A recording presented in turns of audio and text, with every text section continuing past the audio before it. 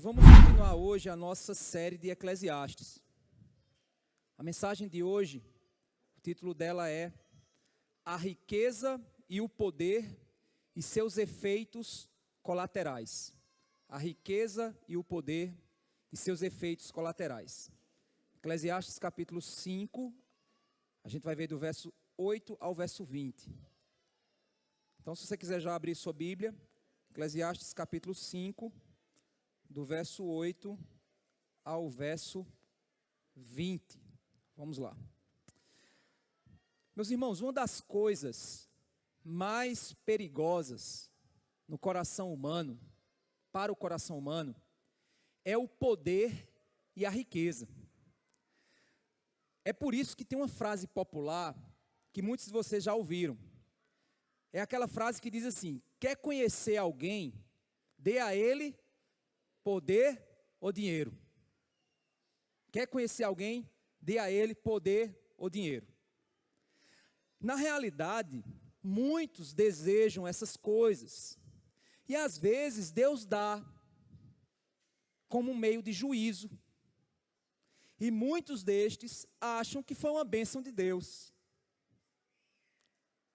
Mas na realidade, o tempo mostra que aquela era uma maldição. Era juízo de Deus. Uma pessoa doente por dinheiro e poder, quando recebe isso, é Deus julgando o coração dela. Porque você vê claramente que pouco tempo depois aquela pessoa sucumbe. Aquilo domina ela, aquilo destrói ela. Deus nos livre, meus irmãos, desse desejo em nossa vida. O desejo pela riqueza e pelo poder nos corrompe. Por isso, muitas vezes nós somos fofoqueiros no nosso emprego. A gente tenta queimar os nossos colegas de trabalho, que são nossos concorrentes. É por isso que na igreja, às vezes, surge a politicagem. Aquela pessoa que chega perto de outras para criticar os outros, no lugar de ir até aquela pessoa para tratar o que ela discorda ou tratar o coração dela, algo que afetou seu coração. Muitas vezes é desejo por poder, ou desejo pelo poder que a pessoa tem, ou às vezes desejo que a liderança, ou medo que a liderança tem de perder poder. Porque esse comportamento tanto está em liderados, quanto também na liderança. Líderes e liderados agem assim por causa de poder, por causa de dinheiro, chefes e chefiados, eleitores e políticos. Por isso muitos cristãos mentem em seus contratos ou empresas para os seus clientes. Por isso nós oprimimos e somos oprimidos. O que acontece nas pessoas quando recebem riqueza ou poder, na realidade, é colocar para fora o que já estava no coração dela. Pois, irmãos, nesse mundo nós precisamos influenciar para não sermos influenciados. Usar o poder que Deus nos deu para a glória dele. Para isso que ele nos dá muitas vezes determinadas posições ou determinadas condições. É exatamente sobre isso que a gente vai pensar hoje, em Eclesiastes 5, do 8 ao 20.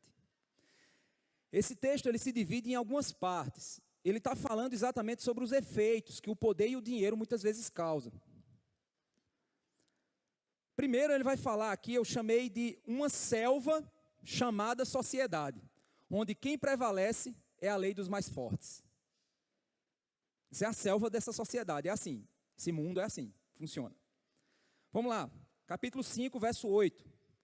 Ele diz assim: se você notar em alguma província opressão de pobres e roubo em lugar do direito e da justiça, não fique admirado com isso, porque o que está num posto elevado tem acima de si outro mais elevado que o explora, e sobre estes ainda outro mais elevados que também o exploram.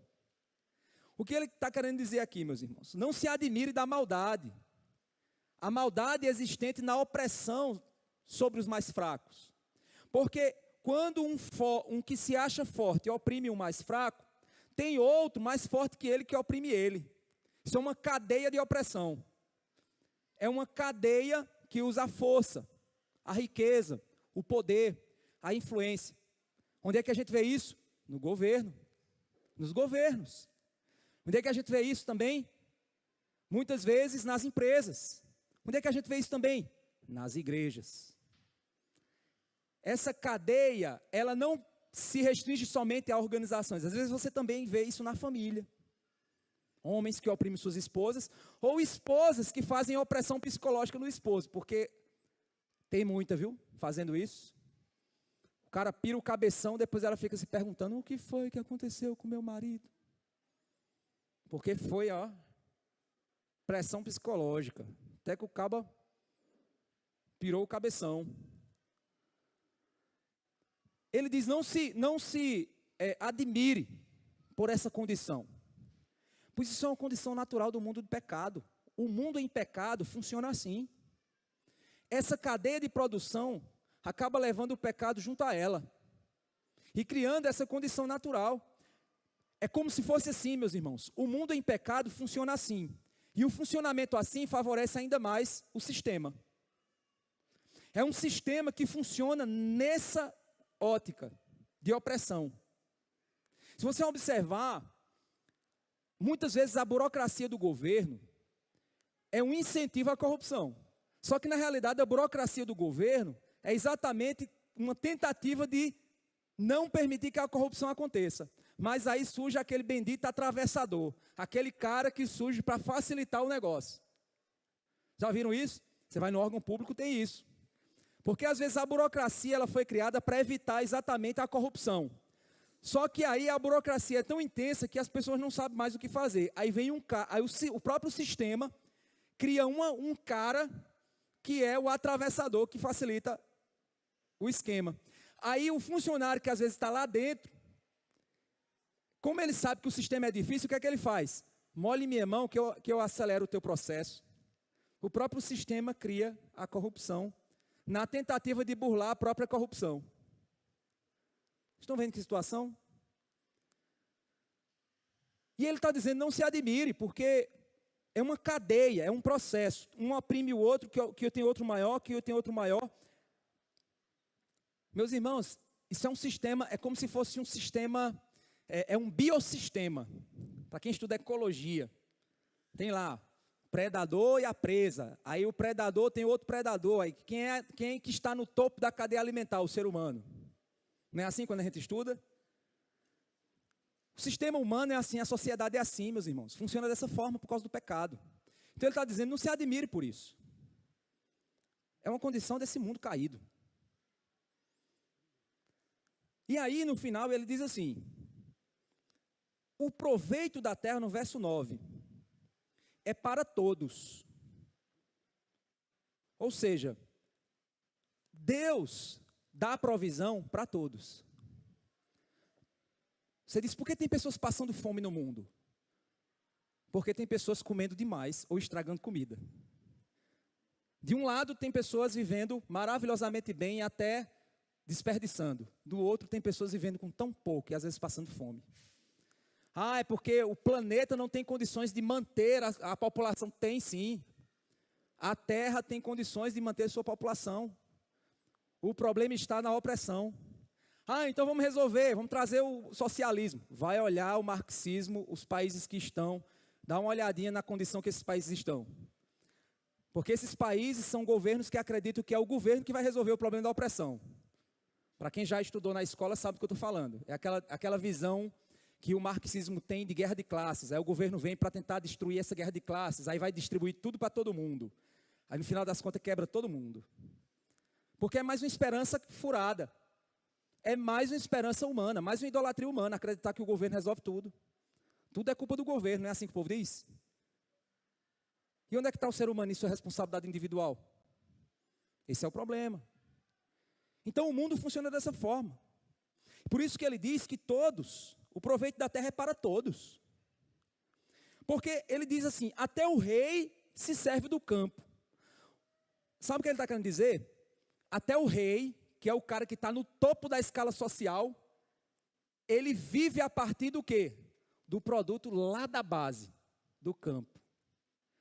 A pessoa mais rica do mundo, ela só se tornou rica por causa daquela pessoa lá da base que faz o trabalho mais humilde. Todos se servem do campo, do mais básico que o mundo tem a oferecer, que Deus criou. Esse é o conceito. O conceito que está aqui é o conceito de que, independente da posição social que ele esteja, ele depende do mais básico do trabalho humano. Ou seja, depende da base dessa cadeia para viver. Deus trouxe condições para que todos tenham o seu sustento. O problema da opressão vem de um sistema caído. Esse é o problema, vem do pecado. Aí você diz, então eu vou colocar tal pessoa no poder e ele vai resolver. O pai dos pobres. Coitado de você. Coitado de você. Mais uma esperança. Frustrada. Sabe por quê? Por causa do sistema. O sistema funciona assim. Quando você vê o governo lutando para determinadas coisas, se é bom ou se é mal, isso eu não quero fazer juízo de valor nesse sentido, mas se você já viu na TV aquela coisa que chama-se loteamento de cargos do governo, sabe o que significa isso? Às vezes o governo, para poder aprovar determinadas emendas, ele precisa negociar cargos dentro do próprio governo para partidos políticos. Porque o partido chega para o cara e diz o seguinte, se você não me der tal ministério e tal cargo, eu não aprovo isso para você. Aí o que o cara tem que fazer? Negociar. Porque se ele não negociar, o que acontece? Ele quebra o país. Pastor, mas isso está certo, não estou fazendo juízo de valor aqui, se ele tem que negociar ou não. Meu irmão, eu sou pastor, eu não sou político. Certo? Eu estou só contando para você como é o sistema. Às vezes a gente está numa condição muito confortável. Isso acontece também com a igreja. Acontece com qualquer posição, qualquer organização, instituição, acontece isso. Tanto o sistema é corrompido, como as pessoas corrompem o sistema. Por causa do pecado.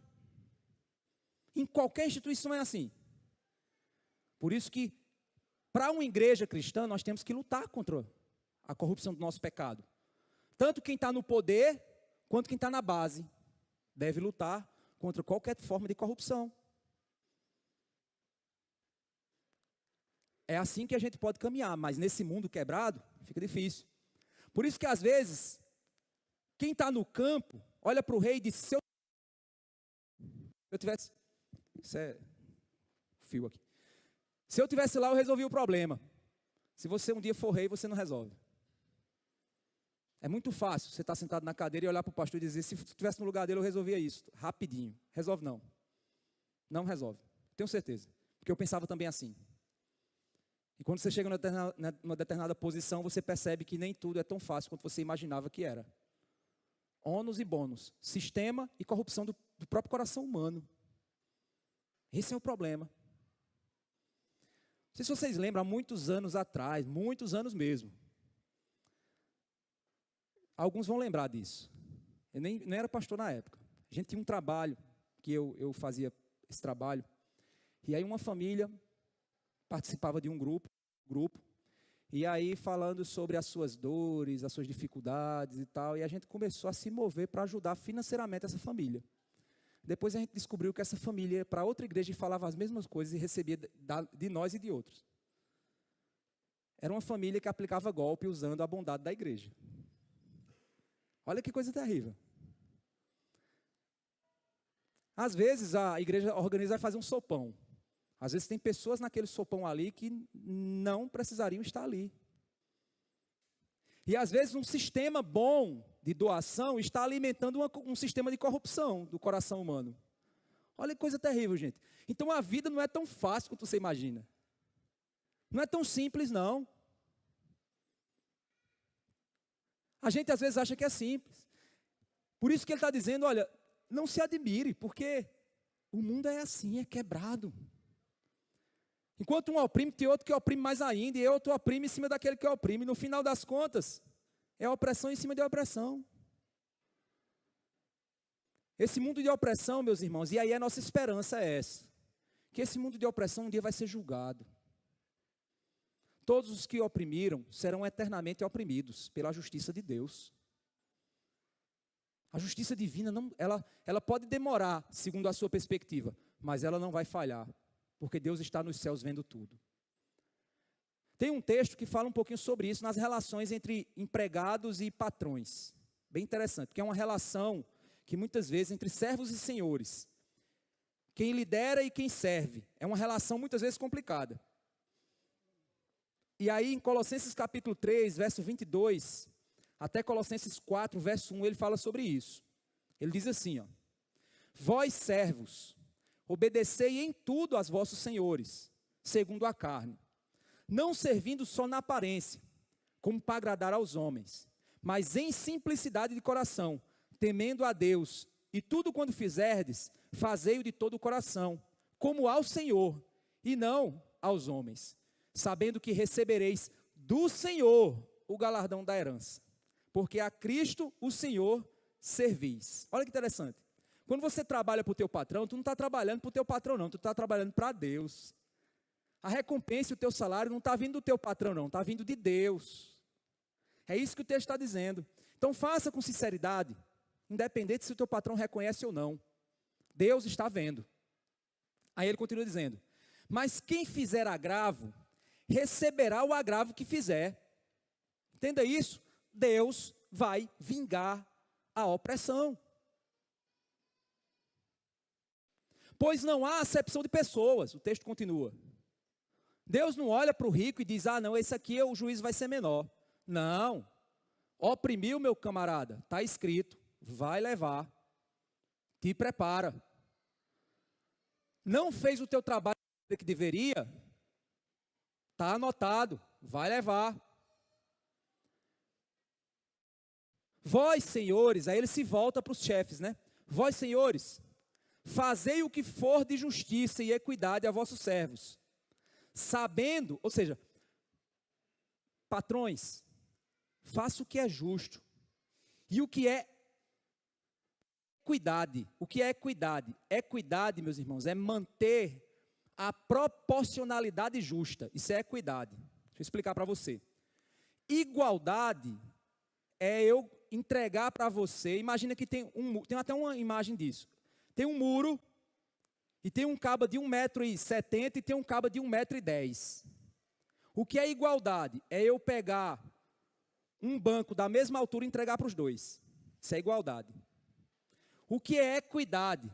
É eu pegar bancos de tamanhos diferentes e entregar para o cara mais baixo. O cara mais baixo precisa de um banco mais alto, para ele poder ver o que está do outro lado. Isso é equidade. Vou trocar aqui, né?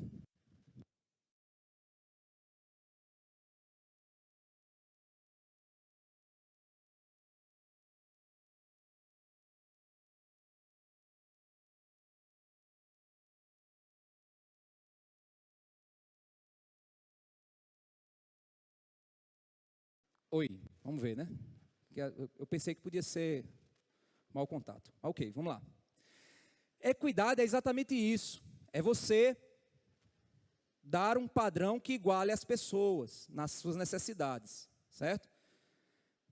Então ele está dizendo, trate com equidade, seja justo. E aí no fim ele diz, sabendo que também tendes um Senhor nos céus. Saiba de uma coisa, que o mesmo Deus do teu empregado é também o teu Deus.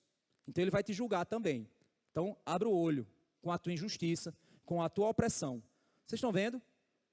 Mesmo um sistema corrompido pelo pecado, Deus chama os patrões crentes a uma responsabilidade e chama os empregados crentes a uma responsabilidade, sabendo no fim das contas que cada um prestará contas a Deus. Então Deus não nos chamou para sermos justiceiros sociais. Deus não chamou para a gente sair quebrando coisa e lutando, militando pela igualdade da forma como o mundo tem feito. Devemos ser sal e luz, devemos ensinar o que é correto, devemos pregar a palavra, mas esse mundo é quebrado, não podemos lançar a esperança de que esse mundo vai melhorar. Devemos ser diferença no nosso raio de ação, mas não vamos mudar esse mundo. E aí, diante dessas ideias de poder e de dinheiro, ele agora vai entrar numa dimensão que é o maior concorrente de Deus no coração do homem, Mamon. Quem é Mamon? É um deus do dinheiro, é o dinheiro quando se torna Deus, é chamado de Mamon, é o Deus da prosperidade.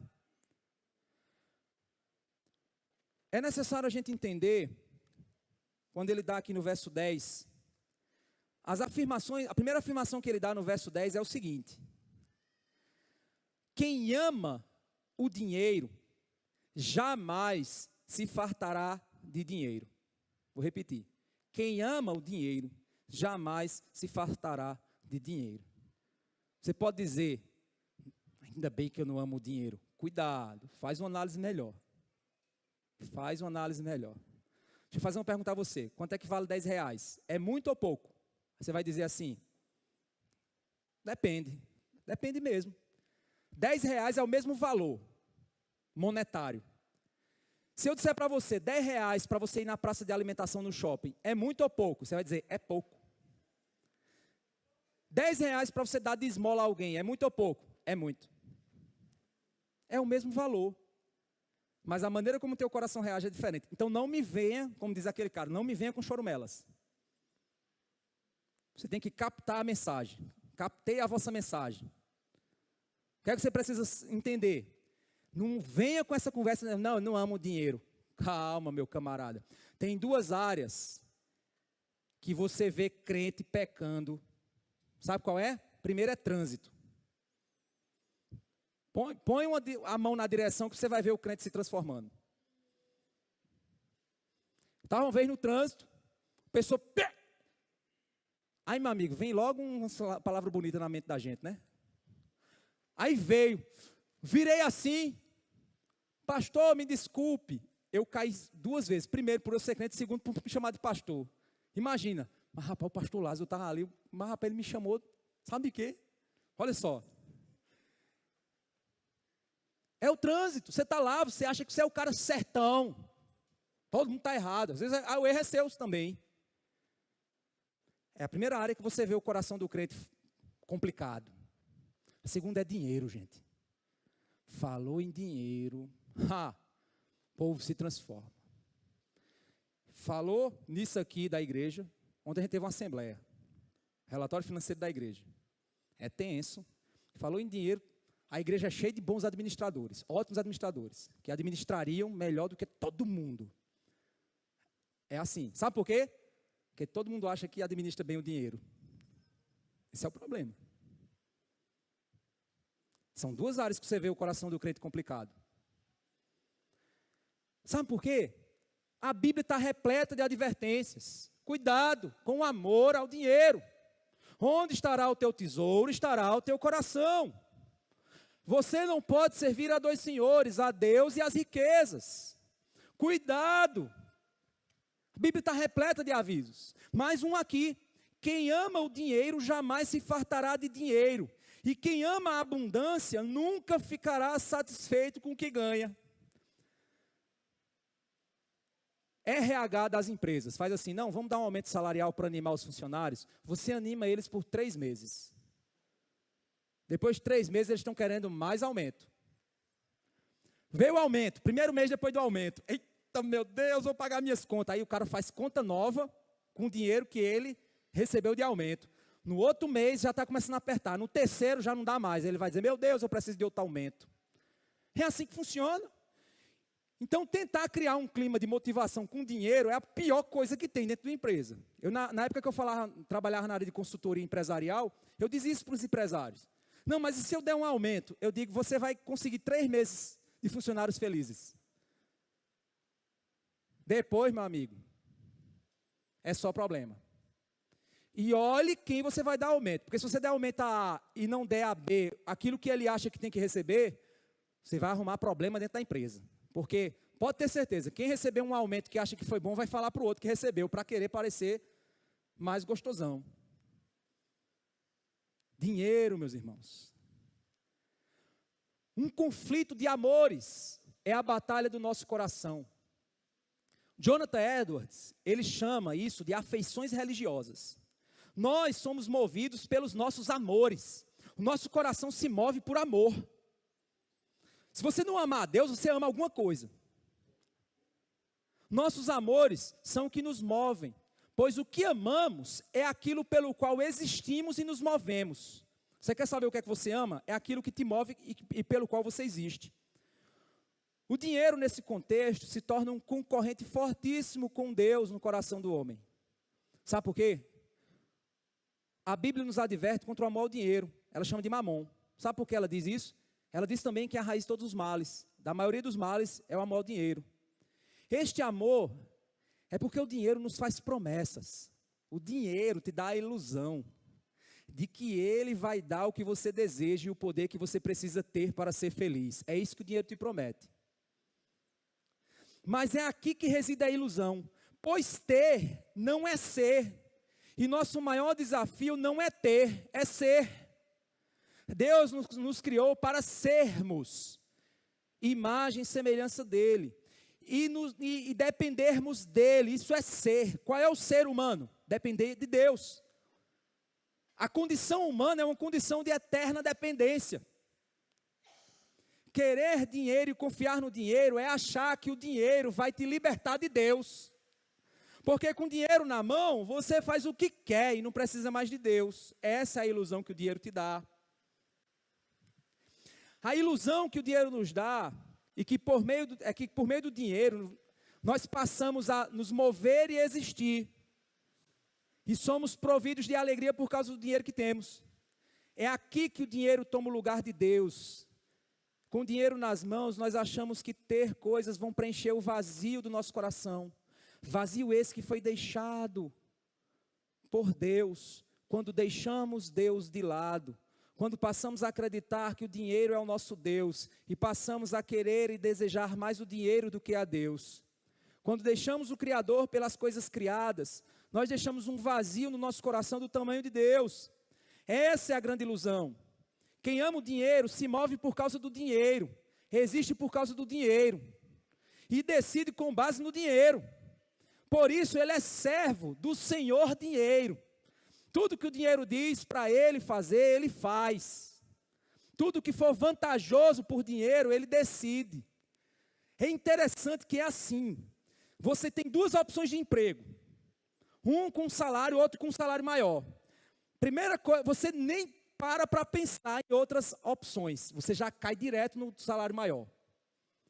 A maioria dos crentes fazem isso. Eu digo a você que 90% dos crentes pensam assim. Eles não pesam outras dimensões da vida deles. Eles não pesam assim. Uma coisa que eles não pesam.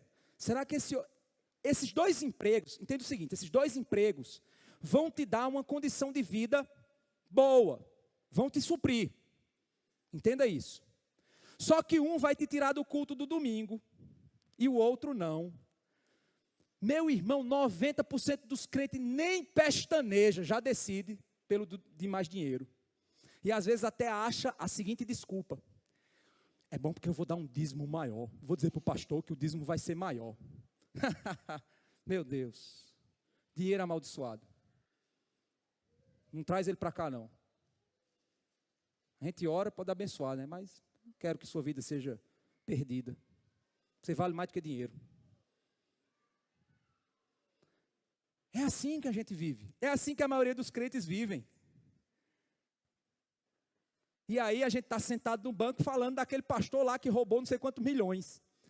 E está o caba sentado no banco tomando decisões com base no Deus dinheiro. A diferença é que lá o dinheiro era maior. Mas o pecado no coração é o mesmo.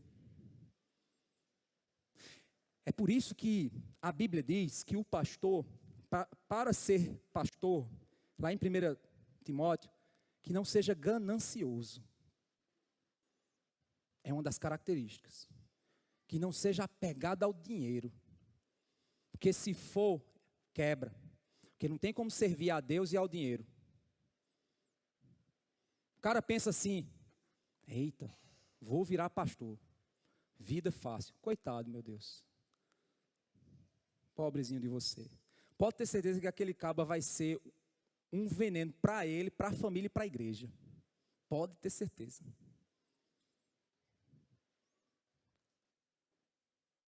Meus irmãos, quem achar que vai ter coisas, se o dinheiro é seu Deus, você precisa pensar.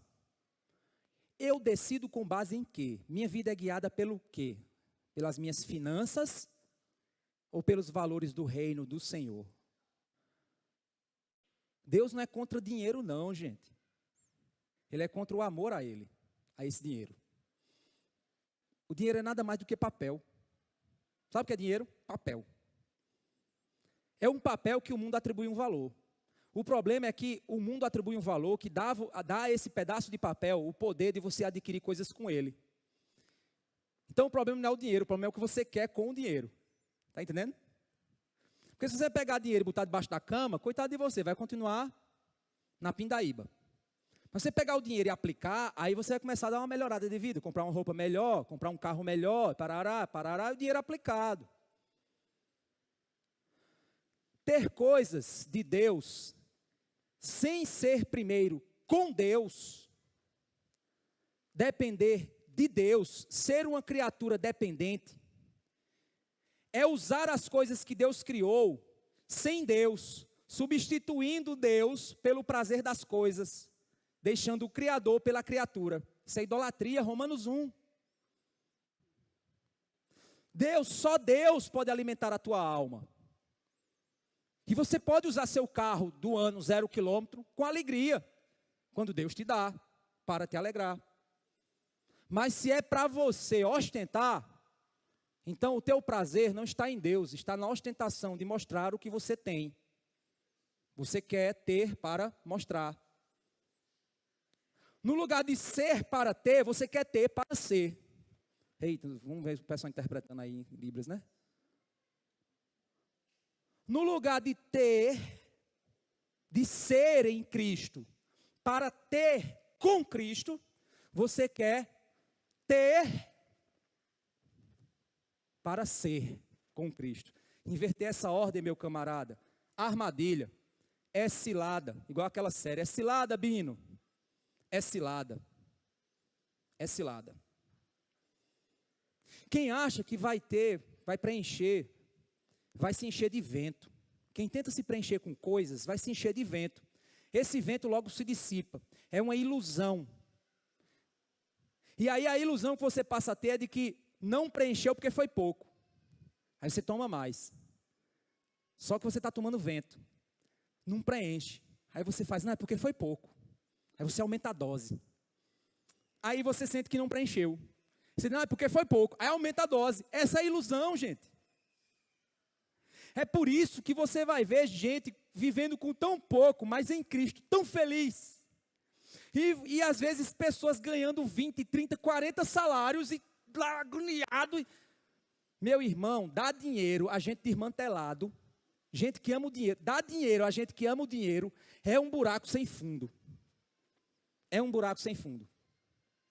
E o pior, sabe o que é? Por exemplo, se você vai fazer uma reforma na sua casa, imagine que você é uma pessoa controlada. Aí você vai fazer uma reforma na sua casa. Você junta dinheiro, se organiza e tal e tal. Vai ali, às vezes começa a comer ovo em casa. Começa a comer mortadela. Seu planejamento. Aí você vai e começa a fazer a reforma na sua casinha. Aí um caba desmantelado, que ganha 10 vezes mais que você, olha você fazendo a reforma na sua casa. Aí sabe o que é que ele faz? Ele avalia você segundo o padrão dele. Aí faz, deve ter muito dinheiro ali, viu? Porque com o que eu ganho eu não consigo isso. Então deve estar, roubando. É roubando que ele está. Acontece isso, meus irmãos. Às vezes, tem pessoas que chegam para mim, pastor, eu estou com um problema financeiro. Eu digo, como é que está o teu nível de amor ao dinheiro? Não amo a Deus. Não, pelo que eu estou vendo da tua vida financeira, não é bem assim não, que está funcionando, não. Não é assim. Então, ter mais, meu irmão, é um buraco sem fundo. Você não vai conseguir. Você não vai conseguir. Cada vez que você consegue mais motivos para ter, você vai encontrar. Mas o seu coração vai querer. E você vai encontrar uma desculpa para ter mais, você vai se esforçar para ter mais, e é um ciclo sem fim, e o vazio não se preenche, porque o problema não é dinheiro, o problema é que você está sem Deus. Esse é o problema. E aí vem alguns efeitos colaterais. Ok, pastor, mas imagina que Deus quer me dar o dinheiro. Ok. Porque, entenda o seguinte, meus irmãos, Deus ele não é contra dinheiro não, gente. Ele é contra o amor ao dinheiro, certo? Existe uma percepção católica que está errada. Deus é o pai dos pobres. Então você tem que viver na pindaíba para saber que Deus está com você. Não, não é isso não. Tem que ser diligente com dinheiro. Deus ele está com pobres e com ricos. Independente da condição de vida que você tiver, Deus está. Se você está vivendo para a glória de Deus, Deus está ali trabalhando com você. Agora, se Deus escolheu a sua vida para te dar recursos, mais do que a outros, às vezes Deus escolhe pessoas para viver vidas humildes, simples, vamos dizer assim, simples. E Deus escolhe outros para viver uma vida um pouco mais complexa. Pastor, você está dizendo que Deus escolhe uns para ser rico e outros para ser pobre? É. Agora você tem que entender o que é pobreza. Pobreza não é viver de pindaíba, não. O que eu estou falando é vida simples. É ter falta e ter aquilo que é necessário. E de vez em quando você tem uma falta e tem aquilo que é necessário. Sabe aquela luta que a gente sempre tem na vida? E tem uma vida humilde, correta, simples, sem muita coisa, mas está lá, vivendo e feliz. Tem outros que Deus escolhe para ter mesmo. O problema é o coração dessas pessoas. Deixa eu dizer uma coisa para você. Se você vê uma pessoa humilde, firme com o Senhor, vivendo para Deus, e de uma hora para outra aquela pessoa melhora de vida, fica observando como aquela pessoa se comporta. Pode ser que em um determinado momento ela queira, mas depois ela volta ao normal. Ela vai dizer, que bobagem. Você vai ver. Mas às vezes aquilo domina o coração dela. Às vezes ela decidiu trocar de emprego por causa de dinheiro. Ou por algum outro motivo, que não seja dinheiro, mas que ia prejudicar a vida espiritual dela. Mas ela fez aquilo ali porque ela não está nem aí para a vida espiritual dela. Para ela, Deus é um fim de semana. E olha que é um fim de semana se eu puder. Se não tiver coisa mais importante para eu fazer. E aí você fica observando como é. Aí imagina que Deus te escolheu para ter. Aí você diz, talvez tenha gente aí pensando assim, ô Senhor, me escolha para esse dom. Me escolha para esse dom, o dom da riqueza. Jesus, eu vou sair daqui declarando e decretando, eu quero o dom da riqueza. Pois deixa eu te contar que o pregador aqui, ele vai falar sobre os efeitos colaterais do dinheiro. Você quer? Pois toma, você vai ver agora. Vamos lá. Verso 11. Olha só o que é que ele diz. Onde os bens se multiplicam, também se multiplicam os que dele comem. É engraçado, gente. Onde se multiplica dinheiro, se multiplica mais gente ao redor de você. Para comer do teu dinheiro. Você diz, meu Deus, Salomão, que homem sábio. É verdade. Existe um fenômeno, gente, chamado entourage. Que eu acho que eu estou falando assim nesse sotaque, mas eu acho que isso é francês. É porque eu não pesquisei não, era para ter pesquisado, né? Nada não, depois eu pesquiso. Eu não sei se é entorragem, não sei. O conceito é o seguinte, e aí eu peguei de um livro, né? Esse conceito é o conceito do parasita das riquezas. Sabe aquele jogador de futebol cheio de amigos? O cara vai para a farra, tá lá 200 amigos com ele. Tudo, aí ele vai, bebida para todo mundo, os caras, bem de cara, empobreça meu camarada, para tu ver esses amigos para onde vão, são os parasitas, gente, quando você fica, olha, isso não é só com dinheiro não, também é com poder, viu gente, também é com poder, qualquer cargo que seja, se você for chefe, é solitário. Porque a maioria das pessoas que vão se aproximar de você, se você for chefe numa empresa, a maioria das pessoas que vão se aproximar normalmente por interesse. A maioria. Vou generalizar não. Quando você é pastor, acontece também muito disso. Muita gente se aproxima de você por interesse. Pelo amor de Deus, interesse de quê, meu Deus? Ai, Jesus. Mas aproxima. Talvez por status, por querer uma chancezinha de parecer, de mostrar, né? Porque o pastor vai, eu vou poder mostrar que eu sou lá, não vou fazer amizade com ele. Não se aproxime de mim, eu quero ter amigos. Mas amigos. Só que o que é que acontece, gente? À medida que você ganha determinada visibilidade, poder, influência ou dinheiro, junta-se os parasitas ao seu redor. Começa a acumular parasita, que passam a viver. E aí, muitos que ficam circulando, passam a consumir a partir daquilo ali. Aparece uma pessoa que diz o seguinte, meu amigo, eu quero ser o teu consultor de styler. Eu preciso disso, precisa, você é um cara famoso. Styler. Consultor de styler. Ah, massa. Mas, isso para mim é um emprego, então deixa eu ser teu consultor de styler, aí tu me dá uma grana. Beleza. Aí eu chego e faz o seguinte, meu amigo, você precisa de uma dieta diferenciada. Então eu vou apresentar uma nutricionista ali para você. Aí eu chego e diz, rapaz, as tuas mídias sociais, elas precisam ser trabalhadas. Então vamos. Meu amigo, aí começa. Quando menos espera, sua vida vira uma empresa. Meio mundo de gente comendo daquilo que você é, faz, tem. É assim que funciona. Aí olha o que é que ele continua dizendo. Onde os bens se multiplicam, também se multiplicam os que dele comem. E que proveito tem os donos? Olha só que interessante. A não ser de ver esses bens com seus olhos. O cara começa a olhar, o único prazer que ele tem é olhar que os outros estão comendo o que é dele. Ele começa a olhar e fala, mas rapaz, eu tenho 10 carros. 5 amigos meus pedindo emprestado meus carros. Eu vou emprestar porque 10 carros aí parados. Tem para que 10 carros parados? Eu só uso um. Aí vem uns amigos que os caras fazem uns favores, são tão legais para mim, né? Eu não me sinto só, os caras tão gente boa. Tá ok, amigos, vamos lá usar meus carros. 5 carros, emprestar. Qual é a única coisa que o cara sabe, agora sabe é o quê? Ver os outros usando o que ele tem. É o único prazer dele, ver os outros usando o que tem. Os parasitas, usando o que ele tem. É interessante, gente, que na área de mídias acontece isso. A pessoa chega, pastor, tudo bom, meu irmão? Tudo bem, meu irmão. Pastor, estou escrevendo um livro. É bênção um livro, viu? E eu queria que o senhor falasse numa live sobre o meu livro. Você nunca viu o cara, não sabe quem é, não tem tempo de ler o livro do cabo, e ele quer que você endosse o livro e diga que o livro dele é uma bênção. O que é que esse cara quer? Usar a sua visibilidade para benefício dele. É isso que ele quer. E tem pastor fazendo isso, viu? Às vezes nem leu, não, eu endosso, fulano de tal, o livro dele é uma maravilha, mas o cara nem leu. Bênção. Isso é mercado, gente. Indústria. Está errado isso. Tem que conhecer a pessoa. Muitos ficam circulando, passam a consumir e um sistema começa a acontecer em torno daquele. É interessante, gente.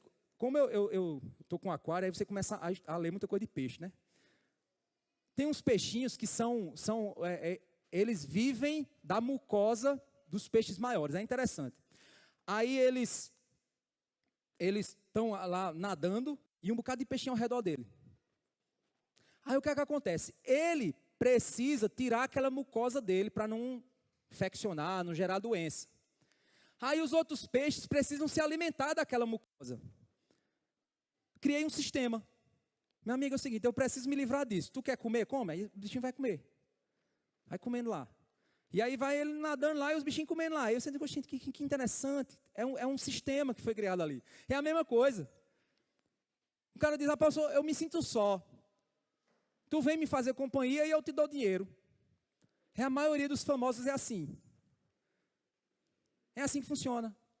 Um microsistema ecológico passa a existir. Muitas vezes, todos os recursos não podem ser consumidos pelo dono. Ele não consegue.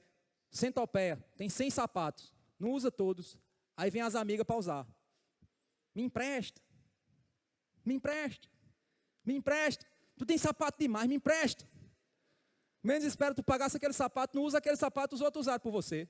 A única coisa que você vai ver é depois um furo embaixo e dizer, eita, usaram meu sapato. Apenas com os olhos você vai poder consumir aquilo. É o sistema. E aí ele diz assim, ó. Doce é o sono do trabalhador. Quer coma pouco, quer muito. Mas a fartura do rico não deixa dormir. Aí vem as preocupações. Porque o cara que tem muito, ele não quer perder o status do que ele tem. Ele não quer perder o status para a política, para ladrões, para ferrugens, para traças. E agora ele vai batalhar para manter o status dele. É por isso que às vezes você vê atletas aí, o cara com 50 anos de idade, tentando ainda, tentando jogar. Aí o cara, vocês veem alguns casos assim. Ou então artistas, toma esticar a cara, para ver se ainda se mantém na aparência, para ver se ainda aproveita mais um pouco do status e do dinheiro que ainda tem. Aí, ao invés de chegar e dizer, meu amigo, Hollywood não me aceita mais com essa minha cara, então, valeu, vou arrumar outra coisa para fazer, vou trabalhar vendendo hambúrguer. Tem artista por aí que faz isso, acaba sai e vai abrir empresinha para ele. Onde está fulano de tal, da década de 70, era tão famoso, ele chegou e disse assim, meu amigo, eu estou cansado, eu não vou mais manter esse sistema não. É tanto esticado na cara que eu não quero mais, então deixa isso para lá. Porque fica tentando manter. Então, assim, é muita coisa para manter, para administrar. Muitos aproveitadores chegando.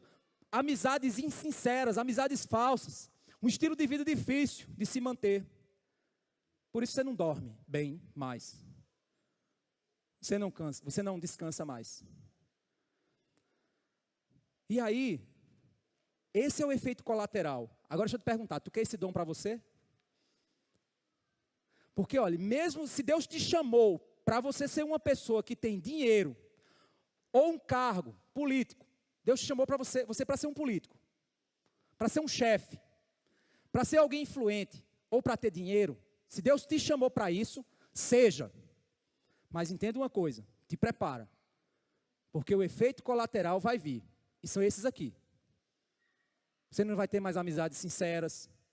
Você vai ter gente que está lá. Oi, cara. Oi, pastor. Você, ih, rapaz, o que está acontecendo? Lá vem o golpe. E aí você tem que, obviamente, você vai ter que buscar amizades com as pessoas. É óbvio. Mas você tem que, antes, quando você não tem nada a oferecer, vai dizer, o que esse cabo quer de mim? Só a minha amizade. Eu sou a minha amizade. Quando você tem algo a oferecer, você tem que parar e pensar assim, esse cabo quer amizade mesmo comigo ou ele está querendo me enrolar? Como a gente dizia na adolescência, me engolobar. Ele está querendo me enrolar? Não sei. Aí você passa a viver assim. Você é empresário, passa a viver assim. Você é influente, passa a viver assim. Você é um político, passa a viver assim. Você tem dinheiro, passa a viver assim. E por aí vai. É assim que funciona. Aí deixa eu te perguntar, tu quer esse dom para você? E aí, vem outro detalhe. Quanto maior o negócio, maior o risco. Quanto mais você sobe, quando o tombo acontece, a pancada é grande. Só para falar para um exemplo.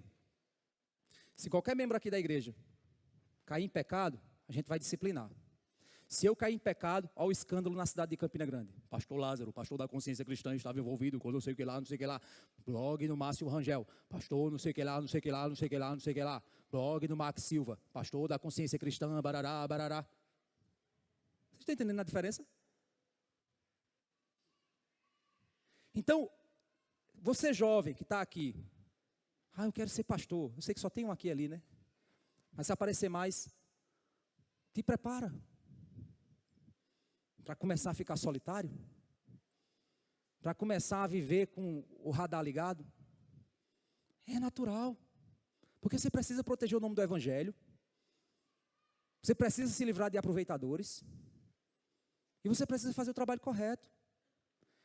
Agora, se você for corrupto, meu amigo, é bom demais os aproveitadores. Porque você chega e diz assim, o que é que tu tem para mim? Eu tenho isso. Eu te dou e tu me dá. A gente faz aqui, fecha aqui, ganha tu, ganha eu. Aí é bom demais. É o sistema. Aí deixa eu te perguntar, você quer esse dom? Você quer ter dinheiro? Quero, pastor, eu quero ser um grande empresário. Então te prepara. Quer visibilidade? Eu quero. Você às vezes vê um líder dentro da igreja, né? Você vê às vezes um líder de ministério. Os líderes de ministério aqui, pode perguntar a eles. É pé no lombo. Não minha, não. É da responsabilidade que a gente chama. Porque na hora que falta, o líder tem que assumir. Se todos os membros da igreja disserem, não quero mais, tem membro que liga, o líder prepara uma atividade às 4 da tarde. Aí o membro, confortavelmente, liga 10 minutos antes, aí faz, não posso ir. Aí o líder faz, pastor, o que é que eu faço? Aí eu digo, te vira, meu irmão. Aí se o líder disser, pastor, eu não faço mais. Tá. Quem é que vai? Eu. Se eu disser, não vou mais, aí quem é que vem em cima de mim? Deus. Você está entendendo? Aí às vezes tem gente que fica lambendo uma rapadura dentro da igreja para ter poder, para ter influência. Meu Deus do céu. Meu irmão, aceite o chamado que Deus tem para você. Se for de visibilidade e influência, louvado seja Deus. Te prepara, te fortalece e vem. Na fé, meu irmão. Mas se não for, não deseja não. Tu vai arrumar problema para você. Porque quanto maior o negócio, meu irmão, maior o risco. Eu sou um pastor jovem. No meio reformado, eu participo de um evento. Eu vejo, às vezes, pastores querendo, cada vez mais querendo ser maior. Eu digo, meu Deus do céu, me livra disso, Senhor. Deixa eu cuidar da minha igrejinha. Só lá na minha igrejinha. Aí chega alguém e diz, ei, vem fazer uma live. Ei, vem servir aqui. Ei, vem. E aí eu fico me esquivando. Só que ao mesmo tempo eu não quero ser Jonas. Deus me chamar e eu dizer, não. Aí Deus dizer, põe uma baleia para você. Baleia não, peixe grande. Por causa da escola dominical, a gente fica com isso na cabeça, né? Se Deus quer te chamar para te dar condições, usa isso para o reino de Deus. Louvado seja Deus pela sua vida. Ele vai te preparar e te capacitar para isso. Olha o que o verso 13 diz. Há um grave mal que vive debaixo do sol, as riquezas que os seus donos guardam para o seu próprio prejuízo. E se essas riquezas se perdem num mau negócio, o filho desse homem que gerou ficará de mãos vazias. Ou seja, quanto maior a riqueza, se o cabo tomar uma decisão errada, empobrece ele e os filhos, e as gerações seguintes. É isso que está dizendo. Aí ele continua, como saiu do ventre de sua mãe, a saber, nu, assim voltará, indo-se como veio. E do seu trabalho nada poderá levar consigo. Também isso é um grave mal. Precisamente como veio, assim ele vai. E que proveito terá de haver trabalhado para o vento?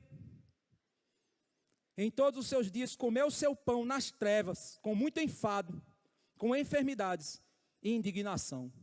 Se preocupou, tentou lutar, tentou se manter, caiu, a queda foi grande. O restante da vida dele é só indignação. Aí, olha quem eu era, olha o que eu fazia, por que eu fui fazer aquilo, por que eu fui decidir aquilo. Porque na hora que alguém que está numa posição de influência, de poder, de riqueza, quando essa pessoa cai, gente, ele leva todo o sistema que está ao redor dele. É como numa igreja. Quando cai a liderança, todo o sistema sofre, que dependia daquela pessoa. Não estou falando dos parasitas não, gente. Estou falando da dependência do sistema. Quando o empresário toma uma decisão errada no seu negócio, a empresa fecha, todo mundo é prejudicado, todos os funcionários vão para casa. Às vezes o prejuízo é tão grande que nem dinheiro mais para pagar as contas vai ter. Todo mundo foi prejudicado, porque o cara tomou uma decisão errada. Então olha só, além do cara ter todos os parasitas que aparecem, ele também tem pessoas que sinceramente dependem dele. E quando ele toma uma decisão errada, até os filhos dele sofrem com essa decisão.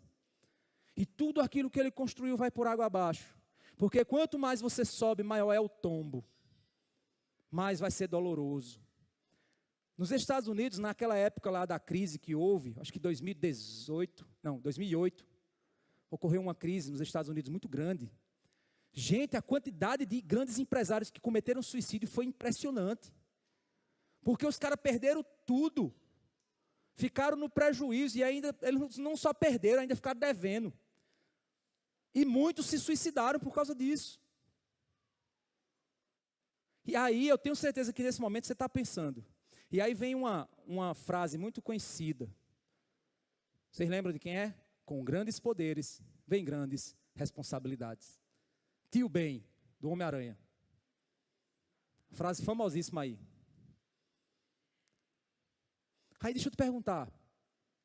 Você quer isso agora? Ou tu quer viver a vida tranquila? Aí que tá. Quem decide isso não é você. Quem tem que decidir isso é Deus. E você tem que seguir a decisão dele. Porque é o chamado dele para você. E aí, é o que a gente vê no verso 18. Olha só. Eis o que eu vi. Boa e bela coisa é comer e beber e desfrutar o que se conseguiu de todo o seu trabalho, com o que se afadigou debaixo do sol, durante os poucos dias da vida que Deus lhe deu, porque esta é a sua porção.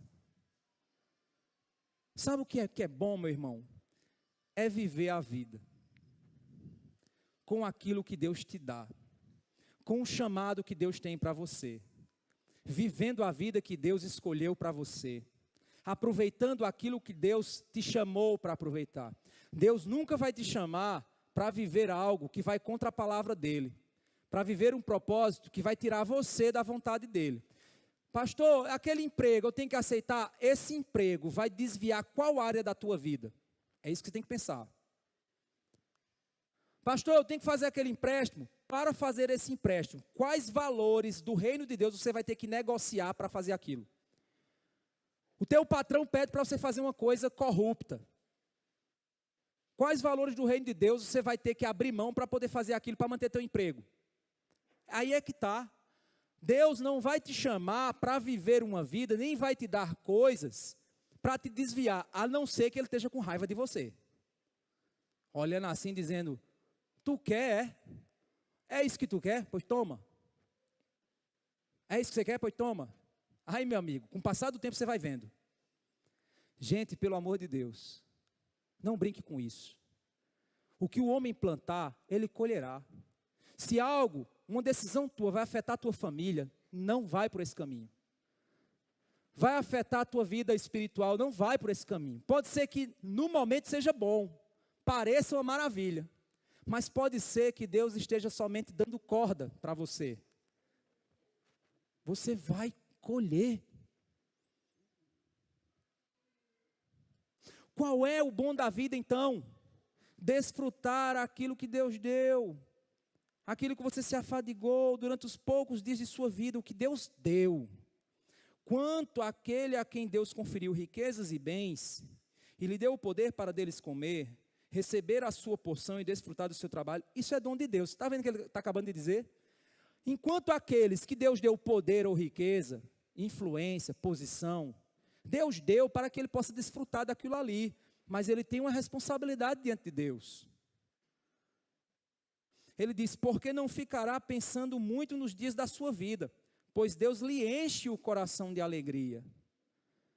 Deus tem um plano para nós, meus irmãos. Ele conhece o nosso coração, Ele nos fez para Ele. Por isso precisamos viver o plano dEle para nós. Se for de uma vida simples, que seja para a alegria nele. Se for de uma vida de riqueza, que seja para a glória dEle. Se for uma vida de poder e influência, que seja para o reino dEle. Mas em cada dimensão dessa, devemos saber que virão suas lutas. Quanto maior a riqueza e as influências e os poderes, maiores serão as tentações e os desafios. Desejar uma vida de simplicidade deveria ser o desejo de todos nós. Olha o que é que diz em Provérbios capítulo 30, versos 7 e 9. Salomão diz assim, 2 coisas te pedi, não me negues, antes que eu morra. Afasta de mim a vaidade e a palavra mentirosa. Não me des nem a pobreza nem a riqueza. Mantém-me o pão da minha porção de costume. Para que porventura, estando farto, não te negue. E venha dizer, quem é o Senhor? Ou que empobrecendo, não venha furtar. E tome o nome de Deus em vão. Me deu o necessário. Para que eu possa viver o teu propósito.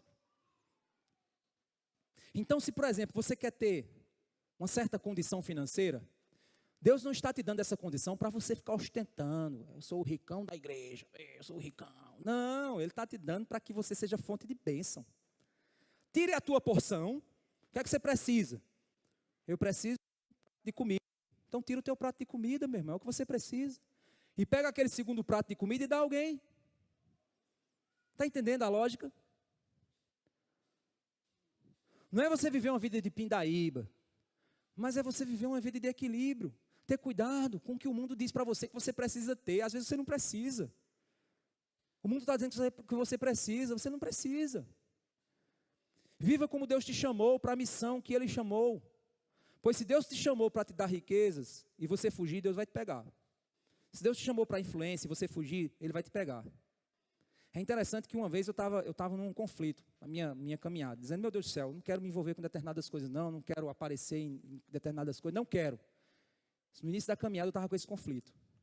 Aí uma vez eu tem um livro chamado Na Estrada com Agostinho. Aí eu tive acesso antes, hoje eu tenho o livro, mas eu tive acesso antes a um capítulo dele. E no capítulo Agostinho falava sobre a influência que ele tinha sobre as pessoas. E a luta que ele tinha em tentar fugir daquela influência. E aí ele percebeu, Deus, a influência que o Senhor me deu é para que eu use para a tua glória. Mas por favor, me proteja de mim. Porque a influência que tu me deste foi para ti e não para mim. Está entendendo a luta? O dinheiro que Deus te deu não é para você, é para Ele. Se Ele disser que é para você comer 2 pratos de comida, você vai comer. Se Ele disser que é para você comer um, você vai comer um. Se Ele disser que é para você dar, você vai dar. Porque aquilo não é para você, é para Ele. Para a glória dEle. A influência, a posição que você tiver, o cargo que você tiver, é para Ele. Ele vai capacitar a ser fiel. Lembra? José do Egito, Daniel, Salomão, Esther. Lembra essas pessoas que estavam em posições de influência? Deus usou a vida delas. Posições em governos. Spurgeon, ele dizia aos jovens pastores, ele dizia assim, se você puder fazer qualquer outra coisa da sua vida, faça. Mas se o único desejo do teu coração é o ministério, então vá. E aí eu completo. Mas venha pelo Senhor. Porque se for por proeminência, o apóstolo Paulo fala disso, tem gente que quer proeminência. Vai cair rápido, viu? E você vai ser uma desgraça para a sua família, para você e para a igreja. É uma armadilha de Satanás. É aquilo que Paulo diz, cuidado com aqueles que desejam proeminência. Eu não sei se é Himeneu e Fileto, mas tem dois, ou é um, que Paulo faz citação deles. Diz assim, eles queriam proeminência. Cuidado com eles. Tem gente que quer proeminência. Tem gente que quer o bônus de estar aqui na frente, mas não quer o ônus de chorar com aqueles que choram, de ouvir desaforo de membro e dizer assim, mas eu amo você. De correr atrás de gente que não quer o tempo todo. Ninguém não quer isso, mas quer estar aqui, no bem bom, para aparecer, para dizer que é teólogo, para dizer que sabe, que lê muito livro. Mas não quer o outro lado. E é o que mais tem na internet aí. É gente assim. Pastorzinho jovem desse jeito. Visibilidade, mas não tem compromisso dentro de igreja. Não tem vida de igreja. Não tem cheiro de ovelha. Cuidado com a sedução do poder e das riquezas. Pois elas vão te capturar, te derrubar. E quando você cair da alta montanha que você subiu por conta própria, na ilusão, vai acontecer aquilo que aconteceu que ele disse no verso 17. Em todos os seus dias, comeu o seu pão nas trevas, com muito enfado, com enfermidades e indignação. Que toda a nossa vida seja para a glória de Deus e a alegria nele, sempre, quer na riqueza, quer na pobreza. O apóstolo Paulo nos ensina, aprendi a viver contente em toda e qualquer situação. Quer ter muito ou quer passar fome, que seja para a glória de Deus.